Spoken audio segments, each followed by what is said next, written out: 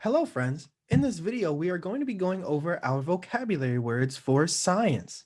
We have words we have been working with for a while, like living and non-living, but we also have some new words for the week. We'll still be talking about our vocab words during our lesson, but this is to further help with our understanding of our vocabulary words. Remember, you can always pause the video and go at your own pace. All right, friends, let's get it started. Our first word, living, alive, something that grows, breathes, moves, and makes copies of itself. So I put a picture of a flower and a zebra. A flower can make copies of itself by the flower itself, all the way up top, those petals right in the middle. That's where a lot of the seeds are and all that pollen. And those bees come over, they take all of that pollen and all those seeds and they bring it to a different place and grow the same flower. Now, a zebra can make copies of itself too. Ooh, non living, something that doesn't grow, breathe, move, or make copies of itself. So I put a picture of a soccer ball, a cell phone, and an Xbox controller. We know that these three objects do not grow, they do not breathe, they do not move, and they do not make copies of themselves. A seed. A seed can grow into a plant. We have a picture of a bean seed, a sunflower seed, and an acorn. Each of these seeds can grow into its own individual plant. Ooh, grow. This means to get bigger and have new parts.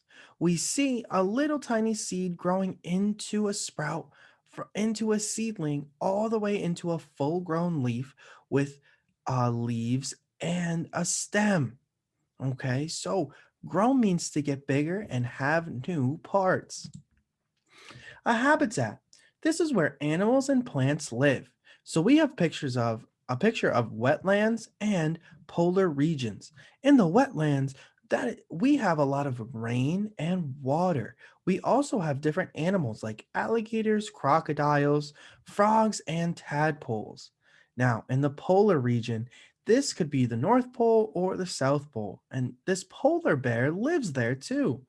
But this polar bear lives among some fish and some seals and some other different animals in that habitat. A desert. A desert is a very dry and hot habitat. It does not rain a lot in the desert, and the temperature is very hot. Rainforest. This is a forest habitat with lots of rain. We know that in the rainforest, they have tall, tall trees, and it rains all the time. The rain trickles from the top, the very, very tippity top of the tree, all the way down to the lower trees, all the way down to the forest floor. Oh, we even have some more new vocab. Structure, its shape and what it's made out of. Now, when we talk about something structure, we're talking about its shape, right? So look at this remote control, right? This remote control, if we wanted to know its structure, we would say that it's in the shape of a rectangle, right? It's in the shape of a rectangle. Now, if we look at this charger right here, we could say the structure is a square, right? Because it looks like just a bunch of squares put together. Now, when we look at this Game Boy, we could say that this is the structure is of a long rectangle, right? Now, we also want to know what it's made out of. Like this Game Boy is made out of glass and plastic. This remote control is made out of plastic and rubber. Its function. What is its job? What is it meant for? Like this remote control is meant to change the channel on a TV. This pencil is made to write down things. Its function is to write and draw, okay? So, just like scissors, their job is to cut things, right? So, function, its job. Ooh, the stem. This is the part of the plant that holds it up straight and tall.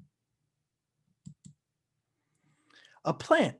It's a living thing that needs sunlight, water, and air. Roots. The underground part of a plant that gets the water. Now look at all those squiggly lines. Those are the roots, and they stretch deep into the ground to find that water left over in the soil. Leaves. Parts of a plant that gets light and air. A seedling. A young plant starting to grow. Life cycle. All the parts of life that a living thing goes through.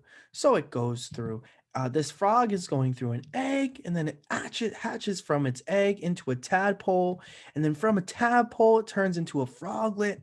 And then it turns back into a frog, or all the way into a frog. Okay, so a life cycle. All the parts of life that a living thing goes through. Nice job, everybody. Way to go through our vocabulary.